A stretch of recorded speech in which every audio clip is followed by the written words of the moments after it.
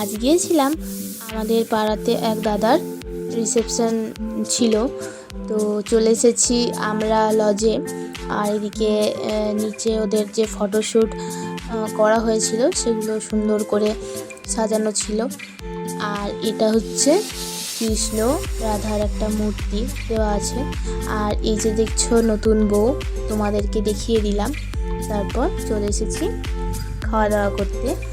তো তোমাদের দিকে মেনু লিস্টটাও দেখিয়ে দিলাম। তো প্রথমেই দিয়েছিল স্যালাড, সস, ফিশ কাটলেট, তারপর নান পরোটা, তড়কা,